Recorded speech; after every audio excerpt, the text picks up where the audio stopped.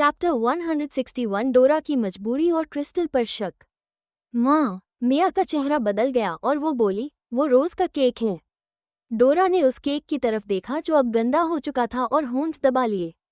मैंने बस एक टुकड़ा ही तो खाया है। डेबी ने जरा भी परवाह नहीं की। अगर मैं खा लूं तो क्या वो नहीं खा सकती? मिया ने डोरा का चेहरा ध्यान से देखते हुए कहा, रोज, दादी ऐसी ही हैं। आप गुस्सा मत होइए। मैं गुस्सा नहीं हूँ। डोरा ने गहरी सांस ली। असल में अगर उसे इस बात का डर न होता कि लोग उसे नालायक और अकृतज्ञ कहेंगे तो वो कभी इन दोनों देहाती औरतों से नहीं मिलती। जब डेबी और मिया दरवाजे पर आए थी तो डोरा ने मिलने से साफ मना कर दिया था। लेकिन डेक्स्टन को ये बात पता चली और उन्होंने कहलवा भेजा कि मिया उसकी असली माँ है। भले ही उसने उसे पाला नहीं, पर जन्म देने का एहसान तो है, उसे मिलना चाहिए। असल में डोरा डेक्स्टन से बहुत डरती थी। जब उन्होंने साफ कह ही दिया तो अब अगर डोरा मिया से नहीं मिलती तो वो डेक्स्टन को कैसे समझाती? अगर खाना खत्म हो गया है तो चले। डोरा ने जबरन मुस्कान बनाई। आप तो कह रही थी कि आपको खरीदारी करनी है। खरीदारी की बात सुनते ही डेबी गुस्से में फट पड़ी। उसका जिक्र मत करो, मुझे गुस्सा आ जाता है। डोरा ने भौहें सिकोड़ ली। क्या हुआ? वो क्रिस्टल, वो कमीनी। डेबी भड़क उठी। पिछली बार उसने कहा था कि हमें सामान खरीदने ले जाएगी, लेकिन जब हम दुकान पहुंचे तो उसने सारे कपड़े काट दिए और हमें घसीटकर बाहर निकलवा दिया। उस समय मेरी नाक कट गई थी। डोरा चौंक गई। क्या क्रिस्टल ने वाकई ऐसा किया?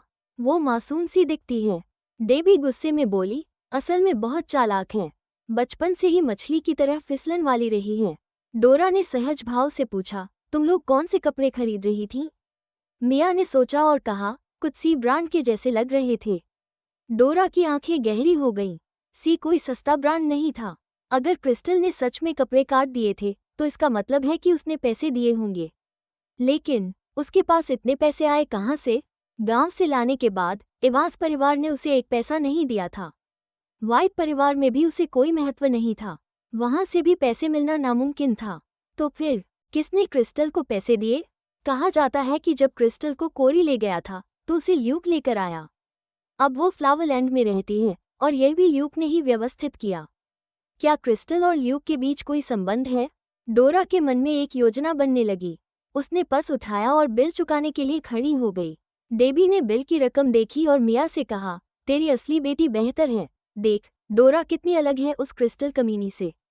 मिया ने भी हामी भरी। ये तो तय है, आखिर असली बेटी के खून में मेरा खून है। लेकिन उन्हें यह नहीं पता था कि उनकी बातें डोरा के दिल में चुभ रही थीं। वो इवांस परिवार की असली बेटी नहीं थी। मिया और डेबी की बातें उसके दिल पर गहरे वार कर रही थीं। ठीक है, डोरा ने चिढ़ते हुए कहा, चलो शॉपिंग प्लाजा चलते हैं। असल में तुम्हें ज्यादा खर्च नहीं करना चाहिए।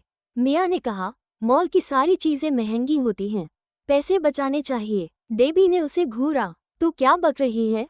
तेरी बेटी तुझे खुश करना चाहती है ना? डोरा को और झुंझलाहट हुई। मेरे पास पर्याप्त पॉकेट मनी है, पैसे बचाने की जरूरत नहीं है। इवांस परिवार मुझे संभाल सकता है। तो फिर जल्दी चलो, डेबी उत्साहित होकर बोली। मुझे वो सब चीजें खरीदनी हैं जो पिछली बार क्रिस्टल ने काट दी थी। चैप्टर 162 हॉलबरी की कड़ाई। बेरोजगार होने की वजह से क्रिस्टल यूं ही सड़कों पर भटक रही थी। सब लोग अपने अपने काम में व्यस्त थे और वो ऊब रही थी। तभी उसकी नज़र सड़क के उस पार लगे बड़े लेड स्क्रीन पर पड़ी, जिस पर हॉलबरी की पारंपरिक कढ़ाई का प्रमोशनल वीडियो चल रहा था। कढ़ाई की उस्ताद क्रिस्टी बोल्टन कबीले की कढ़ाई कला की इकलौती उत्तराधिकारी थी। उसकी कढ़ाई इतनी बारीक और जीवंत थी कि बड़े बड़े सेलिब्रिटी उससे कढ़ाई वाले कीमती परिधान बनवाना चाहते थे, लेकिन उससे मिलना बहुत मुश्किल था। निस्संदेह हॉलबरी की कढ़ाई की दुनिया में वो सबसे मशहूर हस्ती थी। क्रिस्टल वीडियो को ध्यान से देखती रही। उसने पहले एक बूढ़ी दादी से कढ़ाई सीखी थी। पेशेवर नज़रिए से क्रिस्टी का काम बहुत उम्दा था, लेकिन क्रिस्टल को लगता था कि उसमें आत्मा की ऊर्जा की कमी थी, जिस वजह से उसका काम थोड़ा नीरस लगता था। फिर भी आज के समय में जब पारंपरिक कला लुप्त होती जा रही है, क्रिस्टी ने बहुत अच्छा किया था। वीडियो खत्म होने पर क्रिस्टल जम्हाई लेते हुए बोली, चलो अब हैरोल्ड के ऑफिस चलकर सोती हूँ। बाहर बहुत गर्मी है, एयर कंडीशनर वाली जगह ही बेहतर है। वो टैक्सी लेकर वाइट ग्रुप के ऑफिस पहुंच गई।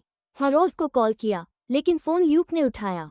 ल्यूक बोला, माफ़ कीजिए मिसेस वाइट, अभी मास्टर वाइट एक गेस्ट से मिल रहे हैं, मैं नीचे आकर आपको ले जाता हूँ। लिफ्ट के पास इंतजार करते हुए क्रिस्टल सोच रही थी कि ऊपर जाने के लिए कार्ड चाहिए होगा। थोड़ी देर में ल्यूक नीचे आ गया। उसने कहा, मिसेस वाइट, यह आपका कार्ड है, अब आप इसे सीधा इस्तेमाल कर सकती हैं। क्रिस्टल ने धन्यवाद कहकर कार्ड छोटे पर्स में रख लिया। फिर दोनों साथ लिफ्ट में चढ़े। क्रिस्टल ने पूछा, क्या आज मास्टर वाइट बहुत व्यस्त हैं? ल्यूक ने गंभीरता से जवाब दिया, हाँ, आज बहुत ही महत्वपूर्ण मेहमान आए हैं। क्रिस्टल को बिजनेस की समझ नहीं थी, इसलिए उसने बस सिर हिला दिया। ल्यूक उसे हेरोल्ड के ऑफिस तक ले गया और सेक्रेटरी को कहा कि क्रिस्टल का ध्यान रखे। फिर वो जल्दी जल्दी चला गया। क्रिस्टल ने पहली बार ल्यूक को इतना गंभीर देखा था। सेक्रेटरी ने उसे पानी, कुछ स्नैक्स और टैबलेट दिया। क्रिस्टल ने शुक्रिया कहा और आराम से कार्टून देखने लगी। थोड़ी ही देर में उसे नींद आने लगी और वो सोफे पर लेटकर सो गई। जब हेरोल्ड वापस आया तो देखा कि क्रिस्टल गोल मटोल होकर सोफे पर सो रही थी। नींद से उसका चेहरा लाल था, आंखें बंद थीं और वो और भी मासूम लग रही थी। हेरोल्ड मीटिंग में व्यस्त था, उसे पता ही नहीं था कि क्रिस्टल ऑफिस आए हैं। जैसे ही उसने दरवाज़ा खोला और उसे देखा, उसके कदम रुक गए। पीछे से कोई बोला, क्या हुआ? हेरोल्ड ने शांत स्वर में कहा, ऑफिस थोड़ा बिखरा हुआ है, इसलिए आपको अंदर नहीं बुला सकता। वो आदमी बिना कुछ कहे चला गया। बाहर जाते समय सब सेक्रेटरी सहमे हुए थे कि कहीं वो नाराज न हो जाए। हेरोल्ड अंदर आया और दरवाज़ा बंद किया। उसी समय क्रिस्टल नींद में करवट लेते हुए जाग गई। उसने आंखें मलते हुए कहा, आपका काम खत्म हो गया? हेरोल्ड ने उसके पास बैठते हुए बालों को ठीक किया और पूछा, हाँ, अब जाग गई? क्रिस्टल ने जम्हाई लेते हुए सिर उसके कंधे पर टिकाया और बोली, अब भी नींद आ रही है, थोड़ी देर और सो लूं? हेरोल्ड हल्के से मुस्कुराया, अगर अभी और सोई तो रात को फिर जागती रहोगी। अगर हिम्मत है तो आधी रात को लिविंग रूम में कार्टून देखना, फिर बताना। क्रिस्टल ने मासूमियत से जवाब दिया, मैंने बस सोचा था। क्या थोड़ी है। चैप्टर 163, उसे मुझे उधार दे दो। अच्छा ही है अगर ऐसा है, हेरोल्ड ने कहा, वरना दरवाजे के पास का कूड़ेदान तुम्हारी आखिरी मंजिल होगी। क्रिस्टल ने होंठ सिकोड़ते हुए कहा, आप में दूसरों को सहने की जरा भी शालीनता नहीं है। हेरोल्ड ने उत्तर दिया, कोई भी आधी रात को ये कहानी बर्दाश्त नहीं कर सकता कि कुछ कुत्ते हाई टेक्नोलॉजी से दुनिया बचा रहे हैं। क्रिस्टल बोली, वैसे भी जब मैं टीवी देखती हूँ तो मुझे लगता है कि कुत्ते इंसानों से ज्यादा काम के होते हैं। हेरोल्ड ने कहा, मुझे लगता है तुम मुझे ही गाली दे रही हो। क्रिस्टल ने आंखें झपकाईं। नहीं। हेरोल्ड चुप हो गया। उसे और पक्का यकीन हुआ कि वो उसी पर तंज कस रही थी। हेरोल्ड अपने काम में लग गया। आज वाकई बहुत व्यस्त दिन था। क्रिस्टल ने देखा कि कई सेक्रेटरी उसकी अनुमति लेने या दस्तावेज साइन कराने आती जाती रही। बाद में तो लाइन लग गई। क्रिस्टल बोर हो गई तो उसने पेपर कप और स्नैक्स बांटने शुरू कर दिए। सबको केक भी ऑफर किया। सेक्रेटरी लोग ये देखकर चकित रह गए। जो क्रिस्टल को नहीं जानते थे, उन्हें लगा कि वो प्रेसिडेंट की असिस्टेंट है। तभी लैरी धीरे धीरे आया। ये दृश्य देखकर उसने जीभ चटकाई। क्रिस्टल बहुत व्यस्त थी। उसे देखकर बोली, ये लो पानी, मेरे पास केक भी है, खाना चाहोगे? लैरी ने कप लेते हुए कहा, धन्यवाद, लेकिन क्या तुम यहाँ खाना बेच रही हो? क्रिस्टल थोड़ी उलझ गई और बोली, लगता है मैंने पैसे कमाने का अच्छा मौका खो दिया। फिर लैरी ने हेरोल्ड की ओर इशारा करते हुए कहा, मुझे लगता है आज इसे देर रात तक ओवरटाइम करना पड़ेगा। क्रिस्टल ने पूछा, क्या आप दोनों साथ काम नहीं कर रहे? तो फिर आप ओवरटाइम क्यों नहीं कर रहे? लैरी हंसते हुए बोला, तुम इसकी बहुत रक्षा करती हो। हम साथ काम करते हैं, लेकिन सबसे महत्वपूर्ण जिम्मेदारी इसके पास है। हाल ही में एक बड़ा ऑर्डर है। खैर छोड़ो, तुम्हें समझ नहीं आएगा। बताओ, तुम्हारा कोई फेवरेट स्टार है? क्रिस्टल ने अपनी खाली जेब दिखाई। मैं इतनी गरीब हूँ, क्या मुझे स्टार फॉलो करने का हक है? लैरी हंसा, सही कहा। वैसे आज रात एक पार्टी है, बहुत से मशहूर स्टार वहाँ होंगे। आना चाहोगी? क्रिस्टल को कोई दिलचस्पी नहीं थी, तो लैरी ने जोड़ा, देखो, हेरोल्ड को देख लो। ये तो रात 10 बजे तक भी काम में डूबा रहेगा। तुम्हारे लिए यहाँ बैठना कितना बोरिंग है। मेरे साथ चलो, मैं तुम्हें बेचूंगा तो नहीं। क्रिस्टल ने भीड़ की लाइन देखी और सोचा कि लैरी सही कह रहा है। उसने सिर हिलाकर कहा, ठीक है, मैं चलूंगी। लैरी मुस्कुराते हुए हेरोल्ड की टेबल पर पहुंचा। उसने उंगली से टेबल पर टकटक की और बोला, मुझे तुम्हारी औरत कुछ घंटों के लिए उधार दे दो। हेरोल्ड ने ठंडी निगाहों से ऊपर देखा। किस लिए? लैरी ने कहा, वो इतनी बोर हो गई है कि तुम्हारे कर्मचारियों की सेवा करने लगी है। मैं उसे बाहर ले जाता हूँ। तुम जैसे बूढ़े आदमी लड़कियों की सोच क्या समझोगे? तुम तो दिन भर यहाँ बैठ सकते हो, पर वो नहीं। हैरोल्ड ने ठंडी आवाज में कहा। वो तो पूरे दिन पिल्लों को दुनिया बचाते हुए देख सकती हैं। लैरी ने कंधे उचकाए। असल में मुझे आज रात एक फीमेल कंपेनियन चाहिए। अगर अकेला गया तो मेरी सारी पुरानी गर्लफ्रेंडर्स मुझे घेर लेंगी। किसी और को ले गया तो और भी मुसीबत होगी। तो बस मुझे तुम्हारी औरत उधार दे दो। क्रिस्टल तुरंत आकर बोली। हाँ हाँ, आप मुझे इसे उधार दे दीजिए। हैरोल्ड ने पूछा, तुम जाना चाहती हो? क्रिस्टल ने सिर हिलाया। हाँ, मैं जाना चाहती हूँ। हैरोल्ड ने पेन नीचे रखा और लैरी से कहा, इस पर नजर रखना। लैरी ने ओके का इशारा किया और बोला, चिंता मत करो। चैप्टर 164 रात की पार्टी और मार्कस की चमक। क्रिस्टल लैरी के पीछे पीछे नीचे उतरी। लैरी ने घड़ी देखकर अपनी कलाई उठाई और कहा, पहले तुम्हें कपड़े बदलवाऊं? क्रिस्टल ने पूछा, क्या मुझे कपड़े बदलने ही होंगे? जरूरी नहीं, लैरी ने कहा। अगर तुम बदलना नहीं चाहती तो ठीक है। क्रिस्टल बोली, तो पैसों की बचत हो जाएगी। मैं कपड़े नहीं बदलूंगी, लैरी ने कहा। तुम्हारे साथ तो हैरोल्ड के जमा हुए पैसे और भी बढ़ जाएंगे। क्रिस्टल ने शर्माते हुए कहा, धन्यवाद धन्यवाद। ऐसे तारीफ करोगे तो मैं शर्मिंदा हो जाऊंगी। लैरी बहुत खुश हुआ। अगर तुम मेरी दोस्त की पत्नी न होती तो मैं तुम पर दिल हार बैठता। क्रिस्टल ने सिर झुकाकर कहा, तुम्हें हाल ही में पैसों की दिक्कत हुई है क्या? क्या मैं तुम्हारी बचत में मदद कर दूं? लैरी चुप रह गया। क्रिस्टल ने कुछ सोचकर पूछा, क्या तुम्हारी कई एक्स गर्लफ्रेंड्स हैं? काफ़ी हैं, लैरी ने कहा। मेरे फ़ोन के आधे कॉन्टेक्ट्स मेरी एक्स गर्लफ्रेंड्स हैं और बाकी आधे मेरे क्लाइंट्स। क्रिस्टल उसकी बात सुनकर आश्चर्य में थी। ये तो चमत्कार है कि तुम अब तक मार नहीं खाए गए। लैरी मुस्कुराया और बोला, हमने शांति से अलगाव किया। मेरे साथ रहने से लड़कियों को गौरव और आमदनी मिली। उन्होंने कुछ नहीं खोया, फिर वे मुझे क्यों मारती? क्रिस्टल ने गंभीरता से कहा, प्यार को इतनी हल्के में मत लो। लैरी ने कहा, मैंने डेट इसलिए किया क्योंकि बहुत अकेलापन था। मैं अमीर होने के दर्द को नहीं समझती। क्रिस्टल ने सिर हिलाया। मगर अगर मेरे पास बहुत सारा पैसा होता भी तो मेरे इतने एक्स बॉयफ्रेंड्स न होते। लैरी हंस पड़ा। अगर तुम ऐसा करोगी तो हैरोल्ड तुम्हारी टांगें तोड़ देगा। क्रिस्टल ने मुंह बनाते हुए कहा, अगर मेरे पास इतना पैसा होता तो फिर मैं मास्टर वाइट से शादी ही क्यों करती? लैरी को ये बात ठीक ठाक लग गई। आखिरकार कुत्ते भी हैरोल्ड की सेवा करने को तैयार नहीं थे। उसने कहा, अब समझ आया कि हैरोल्ड तुम्हें चीजें खरीदता है पर सीधे पैसे क्यों नहीं देता। क्रिस्टल थोड़ा उलझन में रह गई। लैरी ने बतियाते हुए धीरे से कहा, पैसा मिलने पर औरतें बिगड़ जाती हैं। जितनी ज्यादा दौलत उतनी ज्यादा बुरी आदतें। क्रिस्टल बोली, इसीलिए जब मैंने किसी को अच्छा कहा तो उनका चेहरा अजीब दिखा। पता चला मैंने गलती से उन्हें गरीब कहकर ताना दे दिया था। लैरी ने क्रिस्टल के कंधे पर थपथपाते हुए कहा, कोई बात नहीं। तुम्हारा पति फेयरबी में बड़ा जाबरा है। तुम जो चाहो कर लो, वो तुम्हारे गंदे काम साफ कर देगा। क्रिस्टल बोली, पर अब गंदे काम साफ करने वाला मैं ही हूँ। सबको लगता है मैं विधवा हूँ। लैरी चुप रह गया। वो जिस शाम की पार्टी की बातें कर रहा था वो असल में किसी ब्रांड का प्रमोशन पार्टी थी। चूंकि ब्रांड लग्जरी था, वहाँ सितारों की भीड़ थी। होटल के बाहर रिपोर्टर्स से घिरा हुआ मार्ग था, बहुत ही भीड़ भाड़। कार में वो नज़ारा देखकर क्रिस्टल हैरान रह गई। हम वहाँ कैसे पहुँचेंगे? उसने पूछा। रेड कारपेट बड़े सितारों के लिए है, हम वही रास्ता नहीं लेंगे, लैरी ने बताया। जब वे निकल जाएंगे हम सीधे ड्राइव कर वहां पहुंच सकते हैं। क्रिस्टल ने सिर हिलाया। तभी उसके कानों में जोरदार चीख सुनाई दी और एंटरटेनमेंट रिपोर्टर घबरा उठे। किसी ने चिल्लाकर कहा, आहा, अपना ध्यान लगाइए, मार्कस की कार आ रही है। वो वाकई आ गया। मैंने सुना था कि मार्कस को इस शो के लिए बुलाया गया था, पर मैंने विश्वास नहीं किया। मार्कस की फैमिली के पास तो खान है, वो आमतौर पर कमर्शियल प्रमोशन नहीं लेते। किसी ने कहा, नहीं नहीं, मैं पहले ही दम तोड़ दूंगी अगर वो कार से उतरेगा। ऐसे कौन? वाह, मार्कस। कौन उसके साथ रेड कारपेट पर चलेगा? मैं तो जल रही हूँ। किसी एक लड़की की तड़प सुनाई दी। क्रिस्टल ने कान रगड़ते हुए पूछा, क्या ये सब मार्कस के फैन हैं? चैप्टर 165 मार्कस की उपस्थिति और रेड कारपेट का नज़ारा।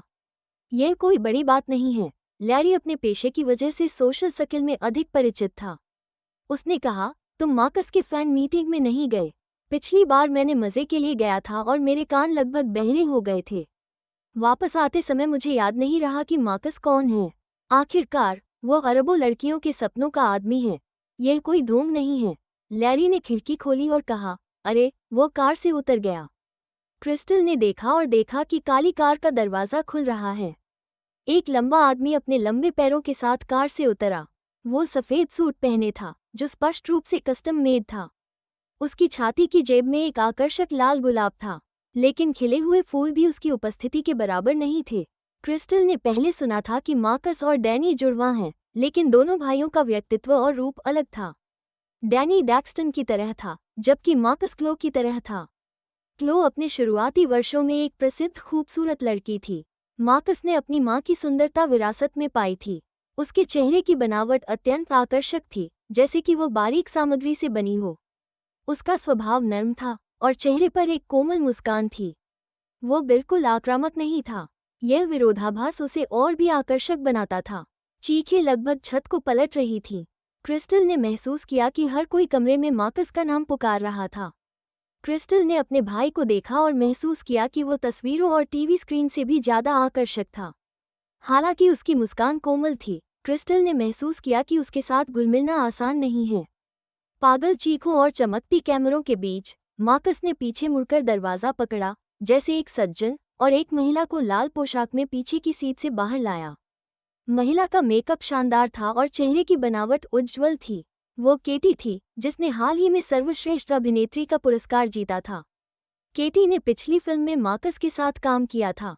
उनके बीच लगातार अफवाहें थीं, और अब वे प्रेस कॉन्फ्रेंस में साथ थे, जो आग में घी डालने जैसा था। आहा, ये केटी है। क्या वे वास्तव में रिलेशन में हैं? मैंने अपने दोस्त से भी कहा कि यह फेक है।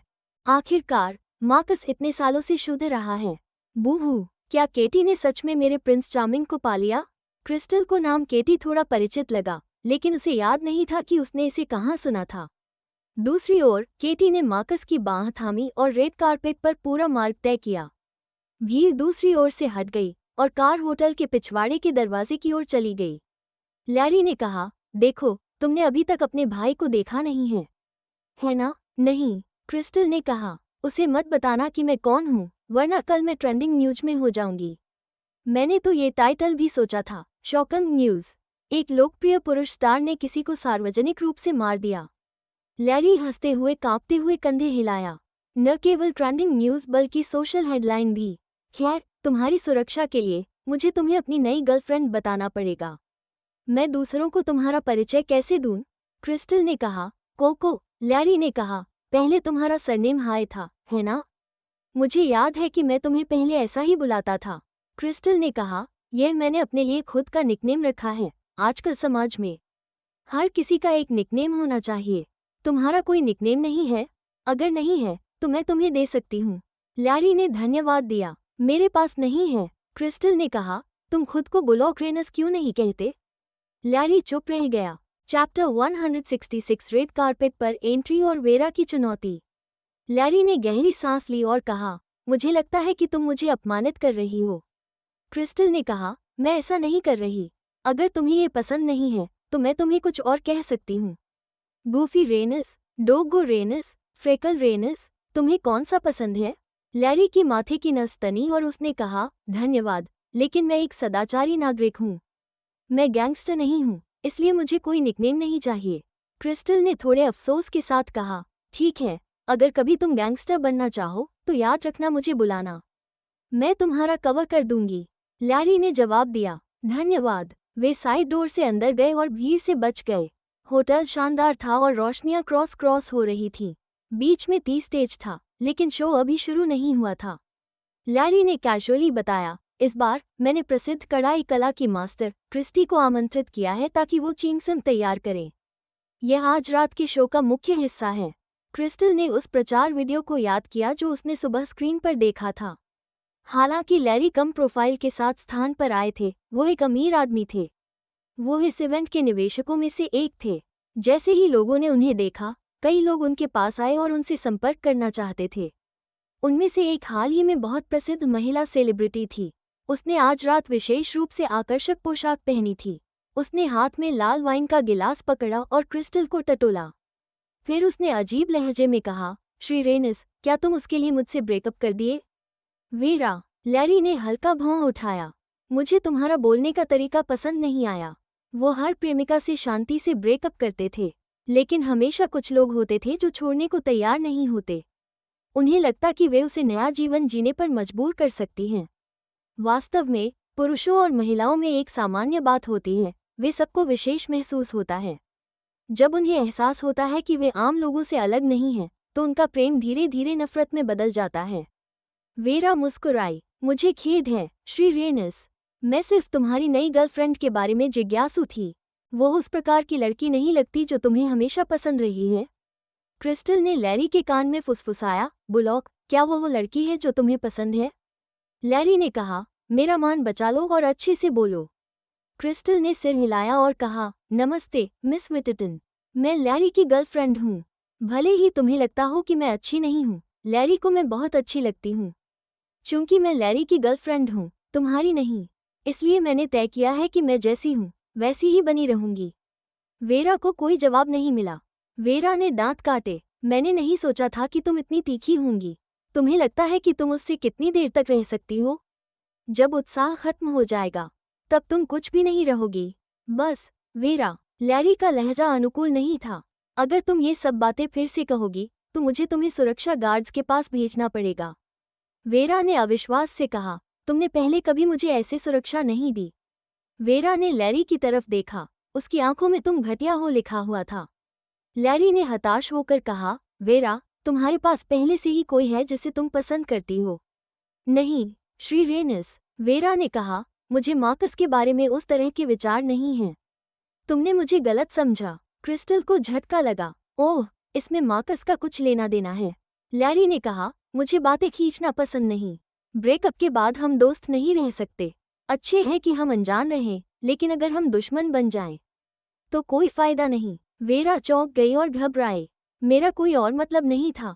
मेरी दोस्त अभी भी वहीं मेरा इंतजार कर रही है। मैं पहले वहां जाऊंगी। लैरी ने एक सभ्य मुस्कान दी और कहा, अलविदा। चैप्टर 167 शो की तैयारी और टूटी हुई चींग सिम। क्रिस्टल ने भावुक होकर कहा, तुम्हारे लिए इतनी सारी खूबसूरत लड़कियां लड़ रही हैं। अगर आज तुम यहीं मर भी जाओ, तो भी यह सब सार्थक है। लैरी ने कहा, धन्यवाद, लेकिन मैं अभी मरना नहीं चाहता। मेरा पैसा अभी पूरा खर्च नहीं हुआ। लैरी एक सोशल बटरफ्लाई था।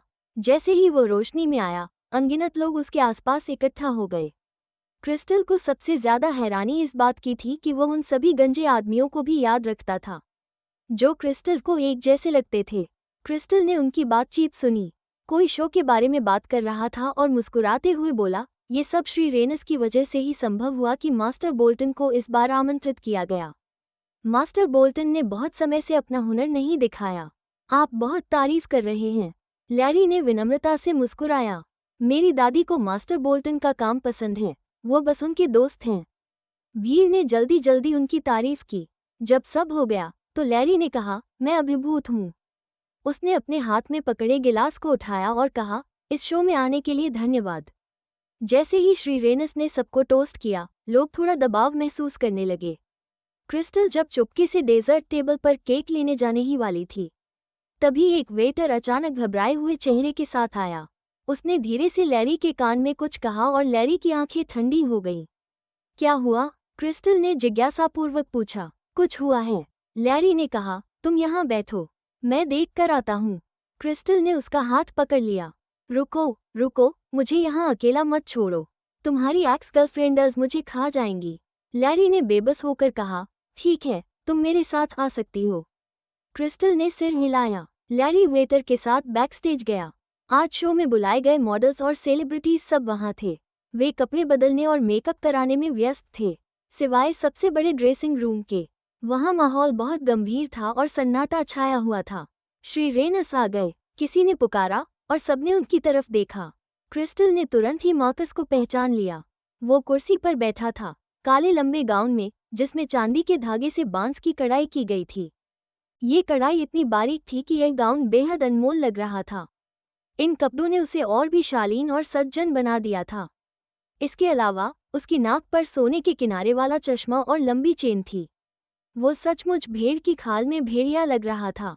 लैरी को आते देख मार्कस खड़ा हुआ और उसे अभिवादन किया। उसकी नज़र एक पल के लिए क्रिस्टल पर पड़ी, फिर शालीनता से हट गई। क्या हुआ? लैरी ने भौहें चढ़ाकर कहा। शो शुरू होने में कुछ ही मिनट बचे हैं। कैटी अलमारी के पास खड़ी थी। उसका सुंदर चेहरा गुस्से और मायूसी से भरा था। उसने दांत भींचते हुए कहा, ये चींगसम हमेशा कैबिनेट में बंद रहती थी। ये कैसे कट गई? चींगसम कट गई है और शो आगे नहीं बढ़ सकता। ये सुनकर क्रिस्टल ने टेबल पर रखी सेफ की ओर देखा। कैबिनेट खुला हुआ था और उस पर एक बर्फ सी सफ़ेद चींगसम रखी थी। ये चींगसम बेहतरीन ब्रोकेड से बनी थी और उस पर बड़े बड़े प्लम ब्लॉसम कढ़ाई किए गए थे। उसमें एक तरह की उदासी भरी सुंदरता थी, लेकिन अफसोस, इस ड्रेस को कढ़ाई के सबसे अहम हिस्से पर कैंची से काट दिया गया था, जिससे उसकी खूबसूरती बर्बाद हो गई थी। कैटी के पास खड़ी असिस्टेंट की आंखें आंसुओं से भरी थीं। उसका दिल डर से कांप रहा था, लेकिन वो फिर भी समझाती रही। जब मैं सुबह चेक करने आई तो मैंने देखा कि यह अच्छी तरह से सेफ में टंगी हुई थी, इसलिए मैंने ध्यान से नहीं देखा। शायद ये कल रात ही काटी गई थी। Chapter 168 the cheongsam disaster. मुख्यालय ने इस शो को बहुत महत्वपूर्ण माना, इसलिए उन्होंने ऊंचे वर्ग के कई लोगों को आमंत्रित किया। ये चींगशाम रात का मुख्य आकर्षण था, लेकिन अब ये बिखरी हुई थी और इसे पहनना असंभव था। हर कोई ऐसा महसूस कर रहा था कि मानो आसमान ही गिर पड़ा हो।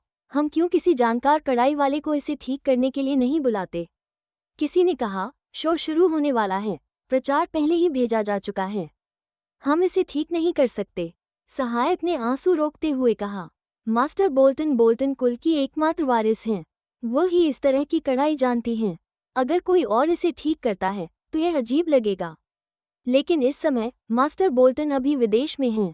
कैटी का चेहरा और भी कड़ा हो गया। अगर वो इस शो में प्रदर्शन करने में असफल रही तो सबसे बड़ी संभावना ये थी कि ब्रांड सीधे उसे छोड़ देगा और मार्कस अकेले इसे करेगा। वो पूरी तरह से अपने करियर को खो देगी। आखिरकार ये शो वो संसाधन था जिसके लिए उसने बहुत लंबा संघर्ष किया था, और मार्कस ने भी उसकी बहुत मदद की थी। अगर वो प्रदर्शन नहीं कर पाई तो यह मार्कस को भी प्रभावित करेगा। क्या आपने निगरानी वीडियो चेक किया? लैरी ने गहरी आवाज में कहा। यहाँ कौन आया था? किसी ने जल्दी से कहा। पिछले कुछ दिनों में बहुत से लोग आए हैं, लेकिन तार्किक रूप से सोचे तो कपड़े तिजोरी में हैं। बिना पासवर्ड के इसे खोला नहीं जा सकता, और केवल यह एक कपड़ा खराब हुआ है। मार्कस के कपड़े में कोई खराबी नहीं थी, लेकिन कैटी का शौंग-शाम कट गया था। उन्हें संदेह था कि यह किसी व्यक्तिगत दुश्मनी के कारण हुआ। लैरी दूसरों के रिश्तों की परवाह नहीं करते थे, लेकिन क्योंकि ये रिश्ते कंपनी के हितों को प्रभावित कर सकते थे, बॉस के रूप में उसे इसका समाधान करना पड़ा। उन्होंने कैटी की ओर देखा और कहा, मिस जेरार्ड, क्या आपने हाल ही में किसी से कोई दुश्मनी बनाई है? कैटी का चेहरा बदल गया।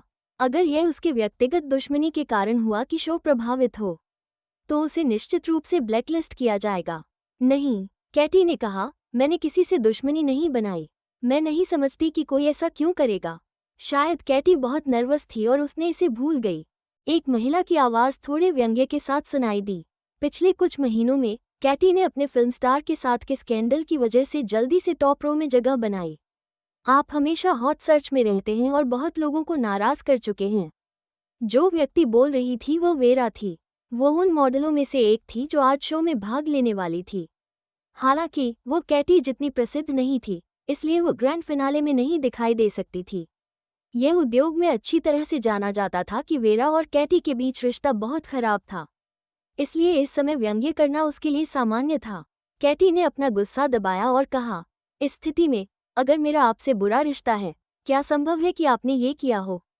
मुझे बदनाम मत करो, वेरा ने कहा। आपकी व्यक्तिगत दुश्मनी ने ब्रांड के लिए परेशानी पैदा की। मुझे इसमें मत घसीटो। आप हमेशा लोगों को नाराज करती हैं। जब कुछ गलत होता है, आप दूसरों पर दोष डाल देती हैं। आप वास्तव में एक मूवी क्वीन हैं। आप जैसे ही दोनों महिलाएं लड़ने वाली थीं, लैरी ने ठंडे स्वर में कहा, बस, क्या अब लड़ने का समय है?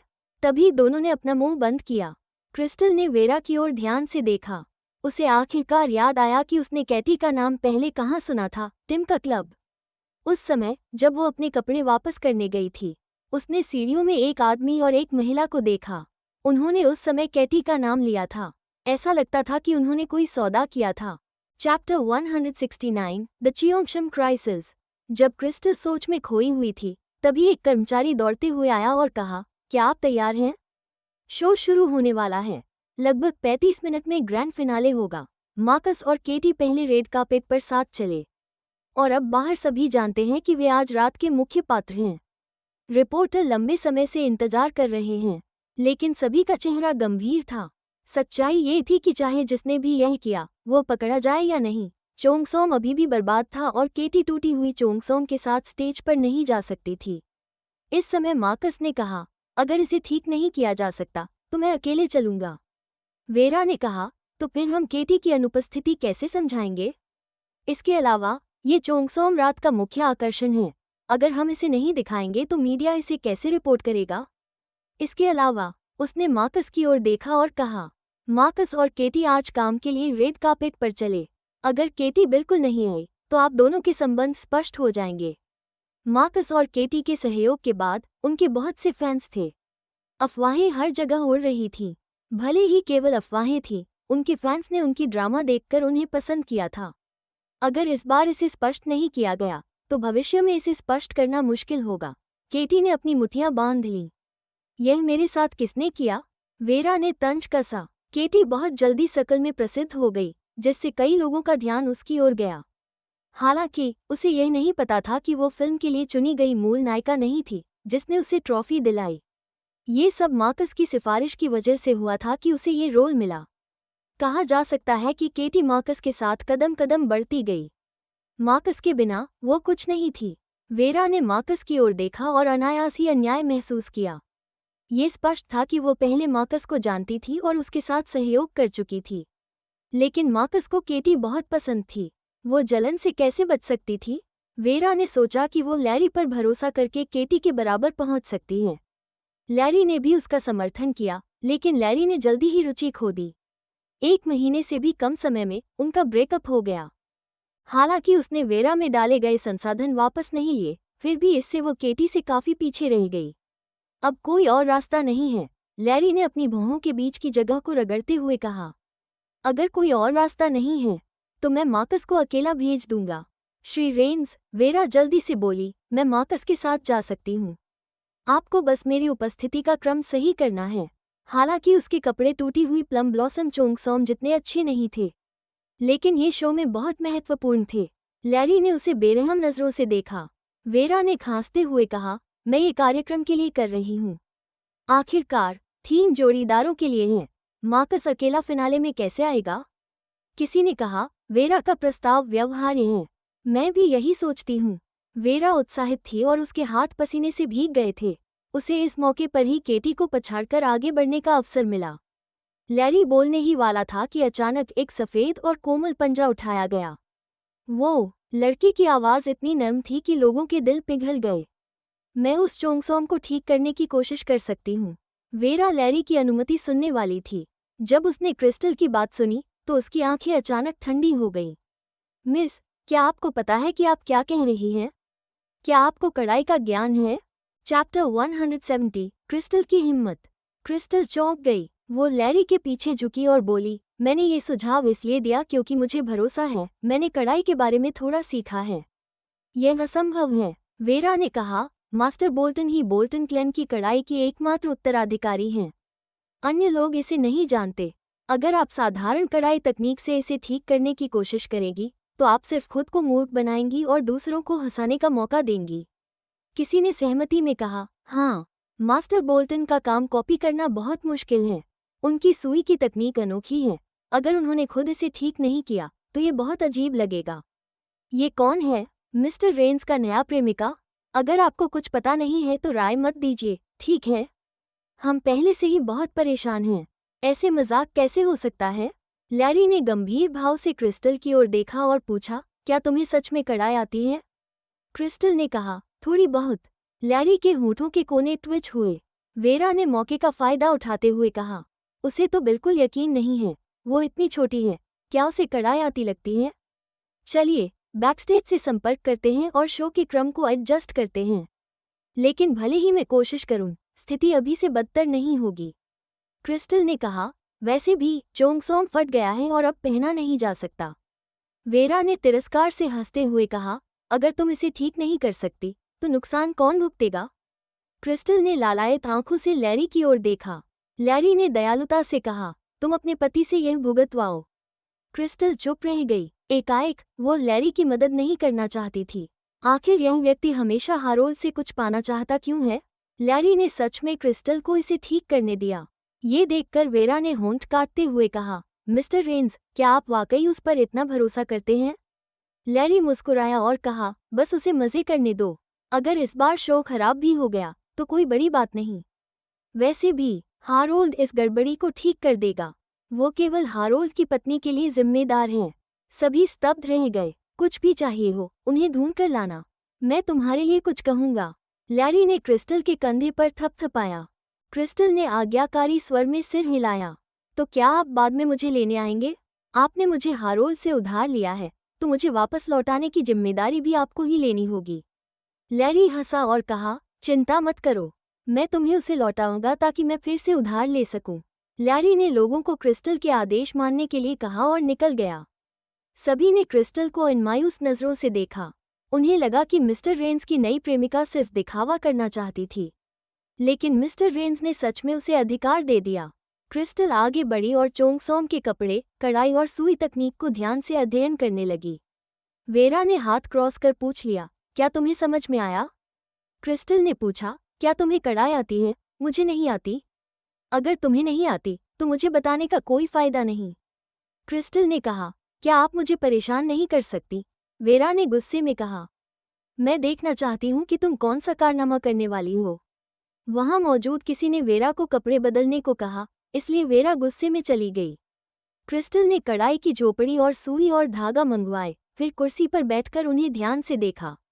शुरुआत में सभी ये देखना चाहते थे कि वो कर पाएगी या नहीं, लेकिन 5 या 6 मिनट इंतजार करने के बाद क्रिस्टल केवल कटे हुए हिस्सों को बार बार देख रही थी और सुई को हाथ भी नहीं लगाया।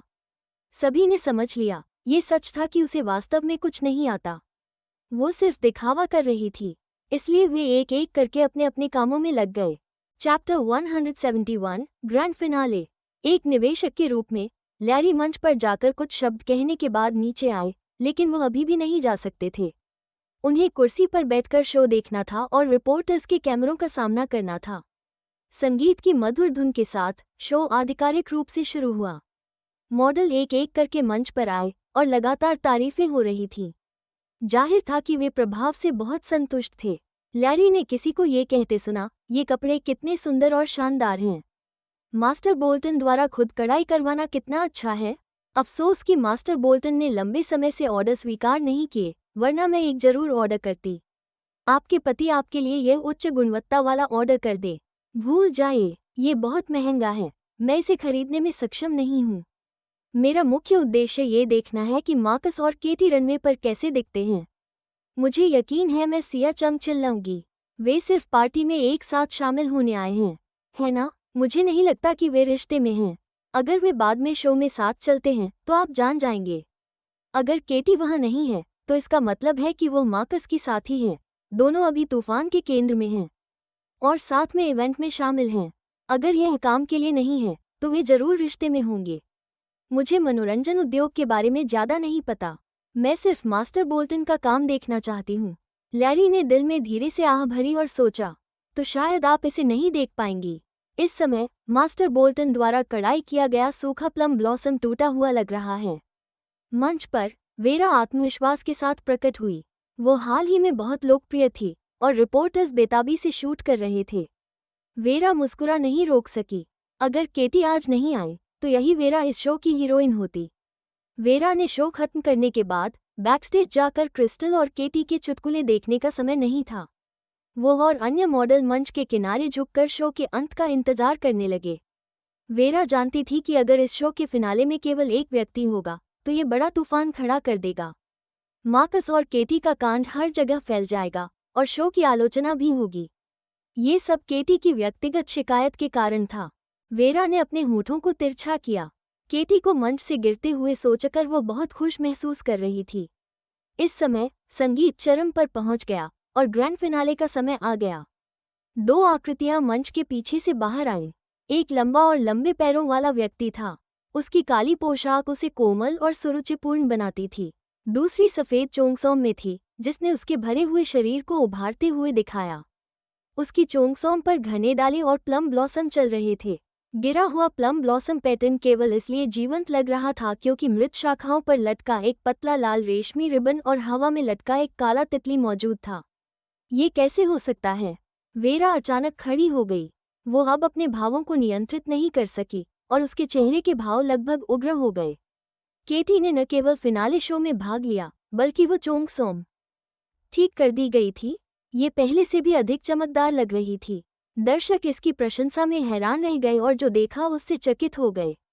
लैरी ने हल्का सा भौहें उठाई और फिर मुस्कुराए। केटी तेज और स्थिर चल रही थी।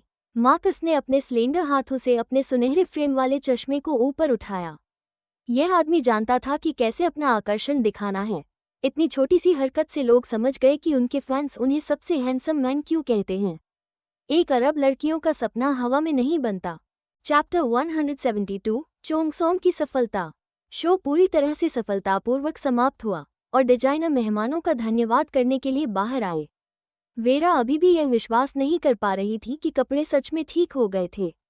उसने गहरी सांस ली और ड्रेसिंग रूम की ओर चली गई। इस समय ड्रेसिंग रूम का माहौल पहले से पूरी तरह अलग था। ये बस जैसे बसंत उत्सव जैसा खुशियों से भरा था। केटी ने क्रिस्टल का हाथ पकड़ते हुए उत्साहित होकर कहा, तुम कमाल हो, ये कैसे संभव है? तुमने सच में कर दिखाया। क्रिस्टल हल्का चक्कर महसूस करने लगी। धन्यवाद, लेकिन मुझे पहले जाने दो, मुझे उल्टी आने जैसी लग रही है। ये सुनकर केटी ने जल्दी से उसका हाथ छोड़ दिया। वो इतनी उत्साहित थी कि उसका चेहरा लाल हो गया। मूल रूप से उसे लगा कि इस बार उसकी हार तय है, लेकिन क्रिस्टल ने आखिरी क्षण में उसके कपड़े ठीक कर दिए। कपड़े ठीक होने के बाद ये और भी सुंदर और चमकदार लग रहे थे। जीवंत लाल रंग ने गहरे काले और सफ़ेद रंग को तोड़ दिया। ये वास्तव में एक बेहतरीन काम था। वेरा ने गुस्से में दांत पीसते हुए चिल्लाई, केवल मास्टर बोल्टन ही बोल्टन कुल की कढ़ाई तकनीक जानती हैं। तुम ये ड्रेस कैसे ठीक कर सकती हो? ये बिल्कुल असंभव है, क्रिस्टल ने संदेह में कहा। तुम इतना क्यों सुनिश्चित हो कि केवल मास्टर बोल्टन ही ये तकनीक जानती है? मैंने भी पहले ये सीखा है, लेकिन इसे बोल्टन कुल की कढ़ाई तकनीक नहीं कहा जाता। ये सिर्फ मेरी मूल कौशल है। क्या ये चुनौतीपूर्ण है? सभी स्तब्ध रह गए। मास्टर बोल्टन की अनूठी बोल्टन कुल की कढ़ाई तकनीक एक राष्ट्रीय खजाना थी। क्रिस्टल कैसे कह सकती थी कि यह केवल उसकी मूल कौशल है? वेरा क्रिस्टल को खारिज नहीं कर सकी क्योंकि उसने वास्तव में कपड़े ठीक किए थे। लेकिन अगर उसने खारिज नहीं किया तो वो समझेगी कि क्रिस्टल असाधारण है। असंभव, ये बिल्कुल असंभव है, वेरा बड़बड़ाई। ये स्पष्ट रूप से अच्छी तरह से योजनाबद्ध था। क्रिस्टल अचानक कैसे प्रकट हो गई? क्रिस्टल की उपस्थिति ने उसकी सारी योजनाओं को बाधित कर दिया।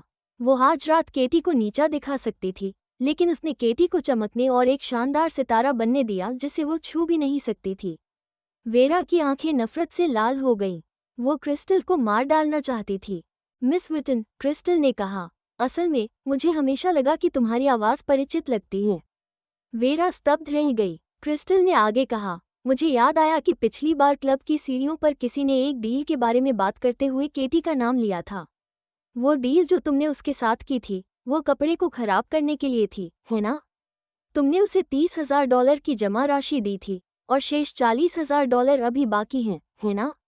ये सुनकर सभी ने आश्चर्यचकित होकर वेरा की ओर देखा। वेरा की आंखें फैल गईं। तुमने मुझे बदनाम किया। मैंने ऐसा कुछ नहीं किया।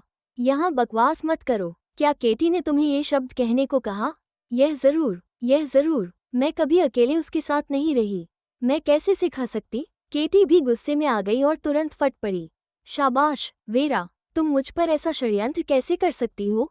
वेरा ने अपने आप को शांत किया और कहा, क्या तुम्हारे पास कोई सबूत है? अगर नहीं, तो ये बदनामी है। मैं तुम्हें गिरफ्तार कर सकती हूँ, क्रिस्टल ने कहा। मैं सिर्फ ये जानना चाहती थी कि तुमने उस आदमी के साथ क्या डील की थी। अगर तुम नहीं बताना चाहती तो मत बताओ। तुम इतना गुस्सा क्यों हो रही हो? उसने ईमानदारी से कहा, गुस्सा मत हो, वरना कोई तुम्हारी जगह नहीं ले पाएगा अगर तुम बीमार पड़ जाओ। वेरा ने दांत पीसते हुए कहा, केटी से निपटना इतना आसान नहीं था। ठीक है, वेरा, चूंकि तुमने कहा कि तुम निर्दोष हो, चलो उस क्लब का सुरक्षा कैमरा फुटेज देखते हैं।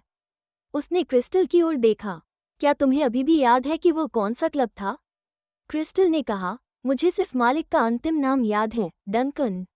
ऐसा लगता है कि टिम काफी प्रसिद्ध था। केटी ने तुरंत कहा, टिम, है ना? ठीक है, मैं उसे जानती हूँ। मैं उसे तुरंत सुरक्षा फुटेज भेजने के लिए कहूंगी। चैप्टर 173 सर्विलांस वीडियो का खेल। वेरा अचानक घबरा गई। वो केटी को रोकना चाहती थी, लेकिन उसके पास कोई बहाना नहीं था। वो बस खुद को शांत करने की कोशिश कर सकती थी। वो याद कर रही थी कि वो सीढ़ियों में थी। उसने सुरक्षा कैमरे की वीडियो नहीं देखी थी, इसलिए उसने वहीं डील करने का विकल्प चुना। टिम के पास फुटेज नहीं होगा। इस सोच के साथ वो थोड़ी शांत हो गई। उसने अपनी उंगलियों को कसकर पकड़ लिया और देखा कि केटी फ़ोन कॉल कर रही थी। फ़ोन जल्दी ही जुड़ गया। केटी ने सीधे कहा, टिम, है ना? मुझे आपसे एक काम है। उसने अपनी बात कही, लेकिन टिम परेशानी में नहीं पड़ना चाहता था। वो हंसते हुए बोला, मिस गेरार्ड, हमारा क्लब गोपनीयता में अच्छा है। हमने कोई निगरानी उपकरण नहीं लगाए हैं। और सीढ़ियों का तो सवाल ही नहीं। वेरा ने राहत की सांस ली। जब तक केटी सुरक्षा वीडियो नहीं पा सकती थी, तब तक अभी भी कुछ जगह बची थी। केटी बहुत गुस्से में थी। जैसे ही वो कुछ कहने वाली थी, मार्कस ने अचानक कहा, मुझे अपना मोबाइल फ़ोन दो। केटी स्तब्ध रह गई और सहज रूप से उसे फ़ोन दे दिया। मार्कस ने धीरे से कहा, हेलो टिम, मैं मार्कस हूँ। मार्कस का नाम सुनकर टिम के पैर ठंडे पड़ गए। वो केटी के साथ सहज व्यवहार कर सकता था, लेकिन मार्कस के साथ ऐसा करने का साहस नहीं था। आखिरकार वो केवल मनोरंजन उद्योग में प्रभावशाली व्यक्ति ही नहीं, बल्कि अवेंस परिवार के दूसरे युवा मास्टर भी थे। अरे अरे अरे, मिस्टर अवेंस, टिम की आवाज़ चापलूसी भरी हो गई। आप कैसे हैं? मार्कस मुस्कराते हुए बोले, टिम, इतने सालों में तुम्हें शकल के छिपे नियमों का पता नहीं चला? तुम्हारा क्लब अच्छा है, लेकिन तुम परेशानी को रोक नहीं सकते। ये कहकर कि तुमने कोई निगरानी उपकरण नहीं लगाए, किसे बेवकूफ़ बना रहे हो? स्पष्ट था कि मार्कस की आवाज़ नर्म थी और चेहरे पर मुस्कान थी, लेकिन टिम को सिर्फ इतना महसूस हुआ कि उसकी हड्डियां ठंडी हो गईं, जो डैनी को देखने के समय की तरह ही थी। मी अवेंस। टिम के माथे पर ठंडी पसीने की धारें थीं। मैं अभी भी अपने व्यवसाय की परवाह करता हूँ। ये क्रिस्टल अचानक मार्कस के पास बढ़ी और बोली, टिम, अगर तुम हमें फुटेज नहीं दिखाएंगे तो मैं पुलिस स्टेशन जाकर रिपोर्ट कर दूंगी कि तुम और वाल्टर मिलकर एक लड़की का अपहरण करने की साजिश कर रहे थे। उसने गंभीरता से कहा, मैं पीड़ितों में से एक हूँ। टिम ने उसकी आवाज़ सुनी और उसके माथे की नसें तड़कने लगीं। तुम, क्रिस्टल ने कहा, क्यों हकलाते हो? जल्दी करो, या मैं तुरंत पुलिस को बुलाऊंगी और तुम्हारा व्यवसाय चौपट कर दूंगी। टिम इतनी बड़ी क्लब खोलने में अपने बैकग्राउंड की वजह से सफल था। हालांकि क्रिस्टल की रिपोर्ट उसके लिए परेशानी होगी, लेकिन इसे हल करना असंभव नहीं था। इस समय मार्कस मुस्कुराते हुए बोले, मुझे विश्वास है कि पुलिस पीड़ित की रिपोर्ट मिलने के बाद गंभीरता से जांच करेगी। तुम क्या सोचते हो? टिम बोल न सका। यहाँ तक कि एक बेवकूफ़ भी मार्कस के शब्दों में धमकी सुन सकता था। उसने कड़वे चेहरे के साथ कहा, मैं किसी को भेजकर इसे देखवाऊंगा और कल तुम्हें भेज दूंगा। क्रिस्टल ने कहा, नहीं, हमें जल्दी है। अगर वेरा इस अवसर का फ़ायदा उठाकर भाग गई तो क्या होगा? मार्कस ने उसे नीचे देखते हुए कहा, क्या तुमने सुना? मुझे 5 मिनट में वीडियो देखना है। टिम ने कहा, ठीक है मिस्टर अवेंस, चिंता मत करो, मैं तुरंत कर दूंगा। फ़ोन काटने के बाद क्रिस्टल जल्दी से वापस लैरी के पास चली गई, ये दिखाते हुए कि वो हमेशा वहीं खड़ी थी। मार्कस ने उस पर एक नज़र डाली, लेकिन कुछ नहीं कहा। वेरा के नाखून लगभग उसके हथेली में घुस रहे थे। उसने अपना बैग लिया और कहा, मुझे याद आया कि मुझे कुछ काम है, इसलिए मैं पहले चली जाती हूँ। अरे, केटी ने उसे रोका और ताना मारा, मिस विटन 5 मिनट तक भी इंतजार नहीं कर सकती? चैप्टर 174 सच का खुलासा। तुम सिर्फ 5 मिनट इंतजार करो और अपनी बेगुनाही साबित कर लो, मिस विटन। आखिर तुम्हें क्यों इतनी जल्दी निकलना है? केटी ने कहा। वेरा ने दांत पीसते हुए कहा, मैं बेगुनाह हूँ और मैंने ऐसा कुछ नहीं किया। अगर मैं जल्दी जाऊँ या देर से क्या फ़र्क पड़ता है? रास्ता हटाओ। कैसी बात थी कि केटी उसे जाने दे? केटी बोली, तुम बिल्कुल दोषी हो। वेरा, मैंने तुम्हें कभी तंग नहीं किया। तुम ही तो शुरू से मुझ पर कटाक्ष करती रही। क्या मैंने तुमसे इन चीज़ों पर बहस की? मैंने तुम्हें सहन किया तो तुम और बद से बदतर हो गई। तुम्हारा हौसला कैसे हुआ ऐसा करने का? वेरा चिल्लाई, बकवास बंद करो। मैंने कब तंग किया? तुमने ठीक व्यवहार नहीं किया। रास्ता हटो। केटी सीधा ड्रेसिंग रूम का दरवाज़ा जकड़ कर टिका रही और बोली, सिर्फ 5 मिनट रुको। अगर मॉनिटर दिखाए कि तुम्हारा कुछ भी अपराध नहीं है, तो मैं, केटी, तुम्हें मुआफ़ी मांगूंगी। तुम पागल हो। वेरा गुस्से से ऑलमोस्ट पागल होने लगी। उसने लैरी की ओर देखा और कहा, श्री रेन्स, आखिरकार मैं आपकी एक्स गर्लफ्रेंड हूँ। आप कैसे मेरी बेइज्जती होते देख सकते हैं? लैरी मुस्कुराया और बोला, बस कुछ मिनट हैं, देर नहीं होगी। तुम इतनी जल्दी क्यों जा रही हो? वेरा का चेहरा पीला पड़ गया। उसकी हालत देखकर हर किसी को मामला समझ में आ गया। ड्रेसिंग रूम में लंबी खामोशी के बाद केटी के फोन ने बजना शुरू किया। उसने मैसेज खोलकर देखा, वो एक वीडियो था। उसने वेरा की ओर नजर डाली, फोन की आवाज ज्यादा कर दी और वीडियो चलाया। वीडियो में किसी कड़े स्वरों वाले आदमी की आवाज आई, ये बात नहीं कि मैं अनिच्छुक हूँ। तुम नहीं जानते कि मार्कस के पीछे कितनी ताकत है। उसका बड़ा भाई अभी अभी यहाँ से गया है और यहाँ का बॉस भी उसकी ओर झुक गया। मैं किस हिम्मत से उसे परेशान करूं? सबने ये सुनकर हैरानी जताई, पर उसके बाद की महिला की आवाज स्पष्ट रूप से वेरा की ही थी। मैंने नहीं कहा कि तुम मार्कस को परेशान करो। मुझे पता है मार्कस से खिलवाड़ नहीं करना चाहिए। मैं तो उसकी अफवाह की गर्लफ्रेंड केटी की बात कर रही हूँ। फिर महिला की आवाज बोली, चिंता मत करो, पहले मैं आपको $30,000 दे दूंगी। जब काम हो जाएगा मैं और 40,000 दे दूंगी। ठीक है, सौदा पक्का। प्राइवेट रूम में अभी मेहमान हैं, मैं अभी चली जाती हूँ।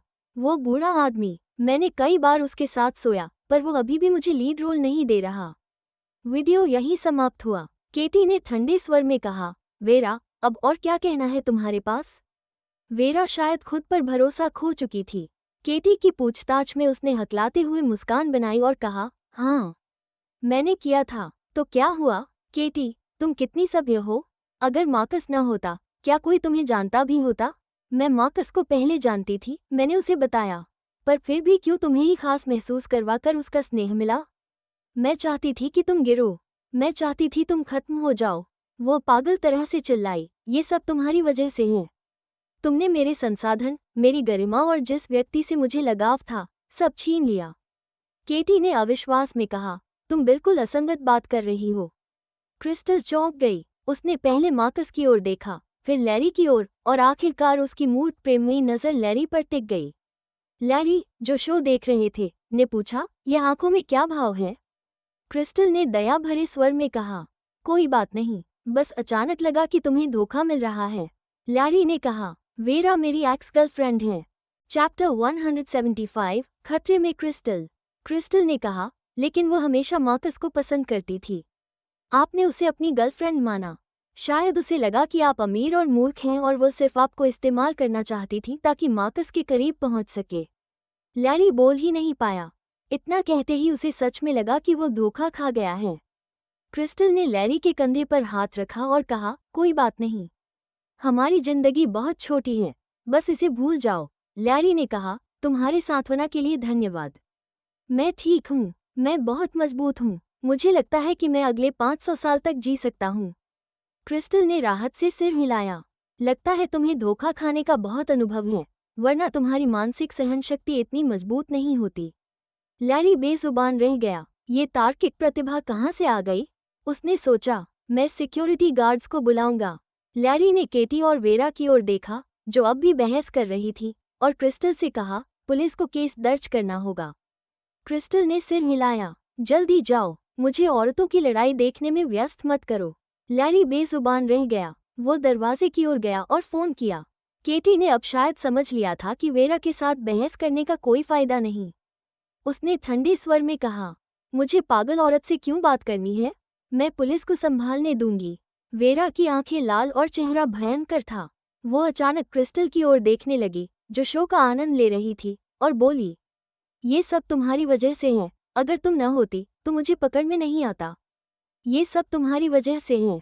क्रिस्टल उसके शब्द सुनकर स्तब्ध रह गई। वेरा ने हाथ में आईब्रो पेंसिल की ब्लेड पकड़ रखी थी।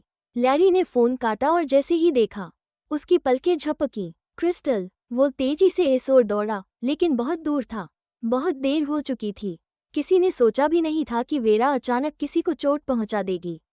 सब हैरान रह गए। वेरा को गुस्सा था और वो परिणाम के बारे में बिल्कुल नहीं सोच रही थी। उसने पूरी ताकत से क्रिस्टल को चुभने की कोशिश की। क्रिस्टल वहीं खड़ी थी, प्रतिक्रिया देने में असमर्थ। जैसे ही चाकू उसे लगने वाला था, एक मजबूत हाथ ने अचानक उसे पीछे खींच लिया। यह व्यक्ति बहुत मजबूत था। क्रिस्टल उसके बाहों में एक गुड़िया की तरह गिर गई, और उसका माथा कड़े हड्डियों से टकरा गया। क्रिस्टल की आंखों में आंसू थे। वेरा चिल्लाई। मार्कस ने उसका हाथ पकड़ लिया जिसमें चाकू था। जैसे ही उसने उसका हाथ मोड़ा, उसकी कलाई निकल गई। तीव्र दर्द पूरे शरीर में फैल गया और वेरा के हाथ में नाजुक चाकू गिर गया। चारों ओर के लोग थोड़े चौंक गए और अनिश्चित हो गए। वे पहले केवल कोमल मार्कस को ही जानते थे। उन्होंने उसे इतनी हिंसक अवस्था में कभी नहीं देखा था। मार्कस ने जल्दी से उसका हाथ छोड़ दिया, भौहें चढ़ाईं और कहा, तुम चाकू से लोगों को चोट पहुंचाती हो। मिस विटन, क्या तुम अब एंटरटेनमेंट सर्कल में रहना नहीं चाहती? जल्दी से उसे पकड़ लो। पुलिस का इंतजार करो, किसी ने चिल्लाया। अगर वो फिर से कुछ करे तो क्या होगा? जैसे किसी सपने से जागते हुए भीड़ ने बेताब होकर वेरा को पकड़ लिया। क्रिस्टल अभी भी मार्कस की बाहों में थी। वो मार्कस की हल्की खुशबू महसूस कर सकती थी। ये परफ्यूम नहीं था, बल्कि शावर जेल की खुशबू थी। उसने निगलते हुए धीरे से मार्कस का हाथ हटाया, बाहर निकलने की कोशिश की। मार्कस ने अपनी पलकों को नीचे किया और कहा, मैं तुम्हारा नाम पूछना चाहता था पहले। वो मुस्कुराया और कहा, तो तुम्हारा नाम क्रिस्टल है। क्रिस्टल ने गुस्से में लैरी की ओर देखा, अपने बेवकूफ़ टीममेट की ओर। लैरी ने कहा, मैं बस तुम्हारी चिंता कर रहा था। मैंने अचानक बोल दिया। मार्कस का चेहरा बदल नहीं रहा था, लेकिन उसने क्रिस्टल को जाने नहीं दिया। उसने धीरे से कहा, क्यों न तुम मुझे भाई कहो?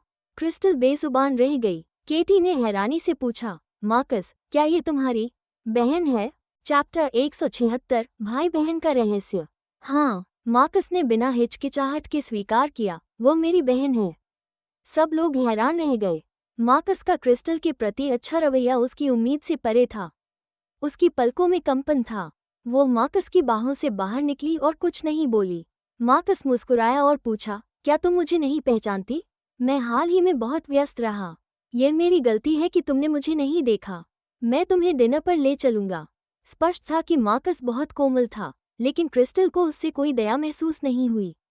एंटनी के लक्षित व्यवहार, डैनी की उदासीनता और डेक्स्टन की लापरवाही की तुलना में उसका तरीका और भी बुरा था। वो उसे पसंद नहीं करता था, लेकिन वो अच्छा भाई बनने का अभिनय कर रहा था। मिस इवांस, मार्कस ने कहा है कि वो माफ़ी के तौर पर आपको डिनर पर ले जाएगा। आप उस पर नाराज नहीं होंगी, है ना? केटी मुस्कुराते हुए बोली, नाराज मत हो। मैं गवाही दे सकती हूँ कि मार्कस हाल ही में समूह में फिल्मिंग कर रहा था। उसका मोबाइल हमेशा बंद रहता था। उसने अनजाने में आपको अनदेखा किया। चलो चलते हैं। मार्कस ने क्रिस्टल के कंधे पर हाथ रखा और निराश भाव से कहा, बस इसे आज के कपड़े ठीक करने में मदद करने और मास्टरमाइंड को पकड़ने में मदद करने के लिए मेरा धन्यवाद समझो। इसके पास, केटी ने कहा, ओह, असल में मुझे भी साथ जाना चाहिए, लेकिन मुझे वेरा को पुलिस स्टेशन ले जाना है। मार्कस, कृपया मिस इवांस को धन्यवाद कहने में मेरी मदद करें। बिल्कुल, केटी ने क्रिस्टल से कहा। मिस इवांस, मैं तुम्हें किसी और दिन डिनर पर ले जाऊंगी। धन्यवाद, क्रिस्टल ने अंततः कहा। जरूरत नहीं है, ये वास्तव में छोटी सी बात है। मार्कस ने थोड़ी निराशा के साथ कहा, क्या तुम अब भी मुझसे नाराज हो? मुझे सच में खेद है। यह मेरी गलती है। मार्कस, जिसे अन्याय हुआ था, इसे सहना मुश्किल था। दूसरी लड़कियां उसे देख रही थीं और चाहती थीं कि क्रिस्टल मान जाए। क्रिस्टल हिचकिचाई और बोली, ठीक है। मार्कस ने मुंह के कोने पर मुस्कान फैलाई और लैरी की ओर मुड़कर कहा, मैं उसे अपने साथ ले जाऊंगा, ठीक है? डिनर के बाद मैं उसे वापस भेज दूंगा। लैरी को अभी भी यहाँ गड़बड़ संभालनी थी।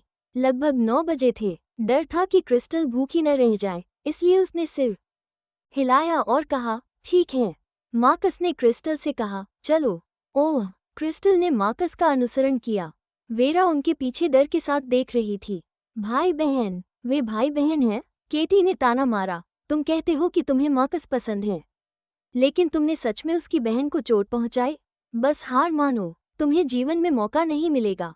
कैसे हो सकता है? वेरा सिर पकड़कर दर्द में चिल्लाई और पागल की तरह अपने बाल खींचने लगी। सही बात यह है कि उसे किनारे खड़े होकर केटी को बेवकूफ़ बनते देखना चाहिए था, लेकिन अब उसे केवल उच्च मुआवजे का सामना नहीं करना था, बल्कि किसी को चोट पहुंचाने के प्रयास के बाद पुलिस स्टेशन भी जाना होगा। उसका करियर सब खत्म। मार्कस का प्यार, उसका भविष्य, सब कुछ चला गया। वेरा लंबे समय तक स्तब्ध रही और फिर रो पड़ी। क्रिस्टल मार्कस के साथ होटल से बाहर निकली। इस समय बाहर अभी भी कई रिपोर्टर और फैन मौजूद थे। मार्कस ने उसे पीछे के दरवाजे से निकाला और उनकी कार वहीं खड़ी थी। सहायक ने देखा कि उसने एक लड़की को बाहर लाया और हैरान रह गया। ये कौन है? मार्कस ने कहा, यह मेरी बहन है। सहायक ने पहले डोरा को देखा था, इसलिए वो स्वाभाविक रूप से जानता था कि यह अब 25वीं मिस है जिसे अभी पहचाना गया। उसने कहा, हाय 25वीं मिस। हेलो, क्रिस्टल ने कहा।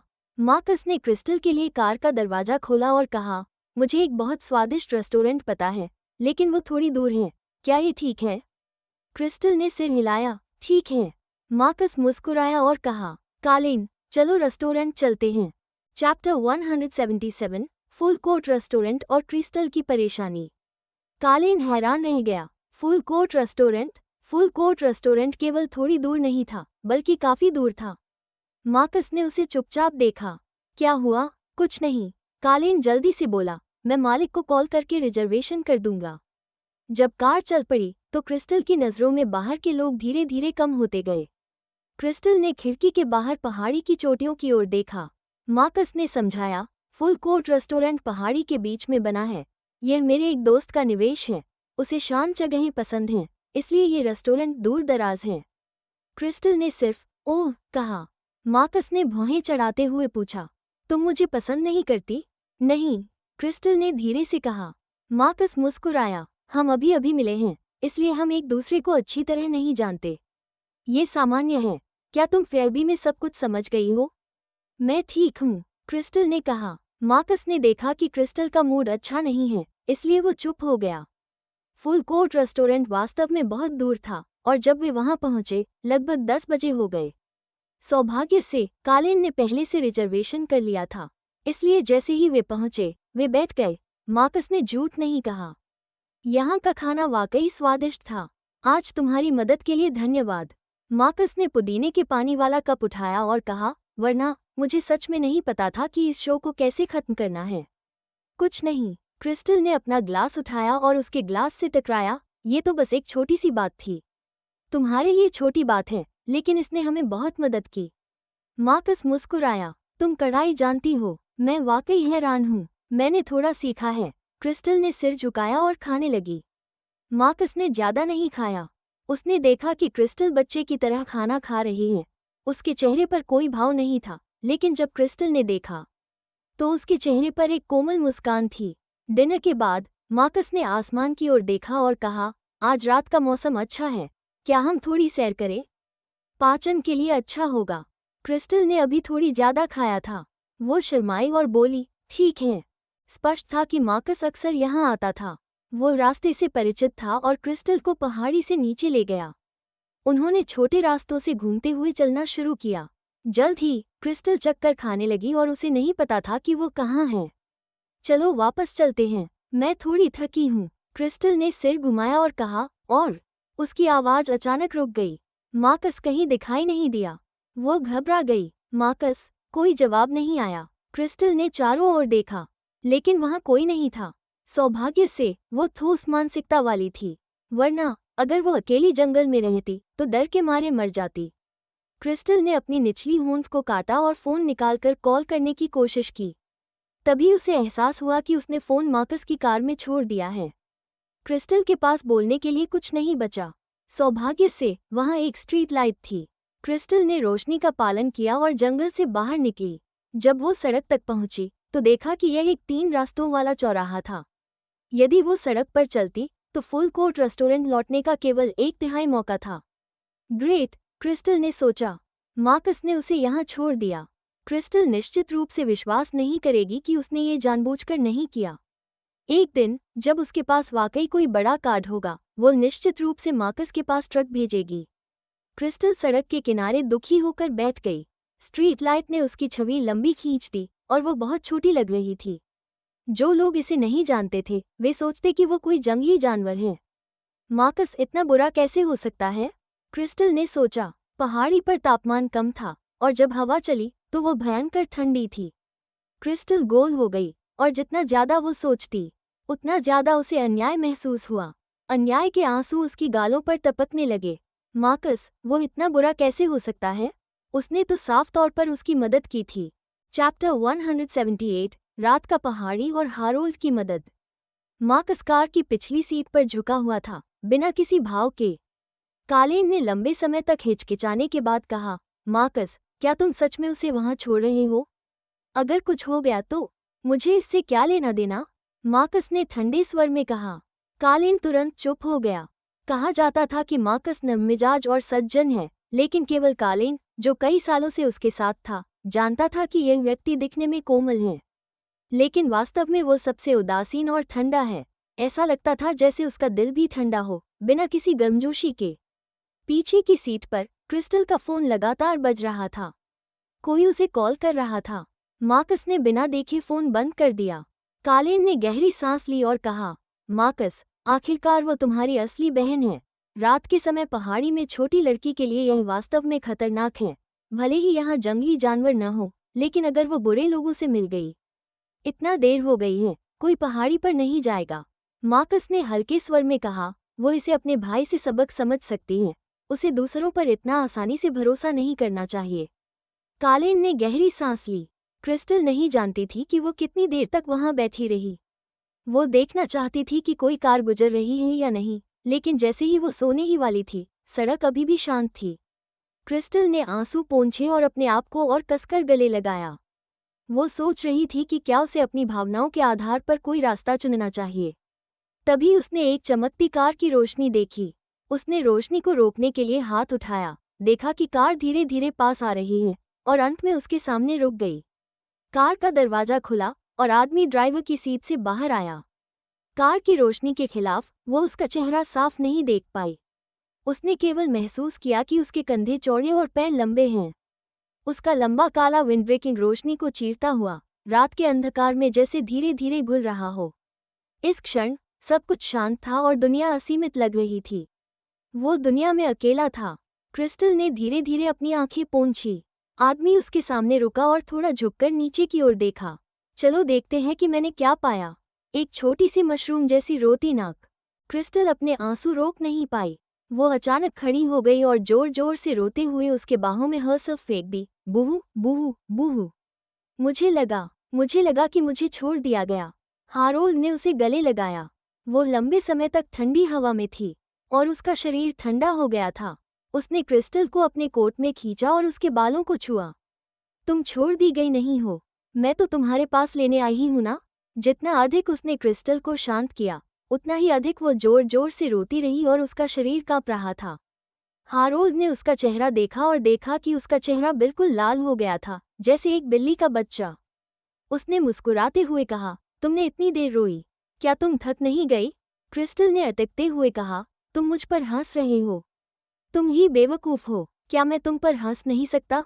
हारोल्ड ने उसके आंसू पोंछते हुए कहा, क्रिस्टल, तुम अब तक की सबसे बेवकूफ व्यक्ति हो जिसे मैंने देखा है। क्रिस्टल की आंखें अविश्वास में खुल गईं।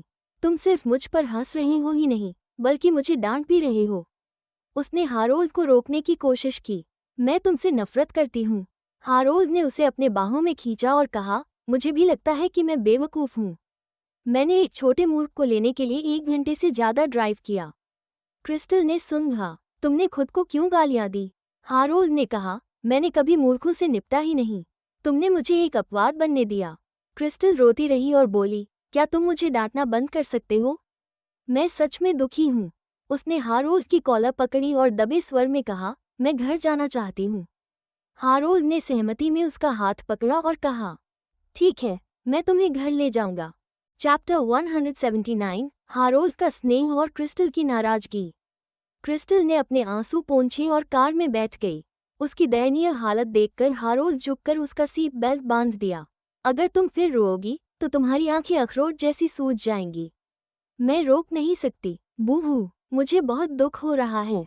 हारोल्ड ने अपनी जैकेट उतारी और उसे उसके चारों ओर लपेट दिया। फिर उसने एक टिश्यू निकाला और उसके आंसू पोंछे और पूछा, तुम्हें क्यों दुख हो रहा है?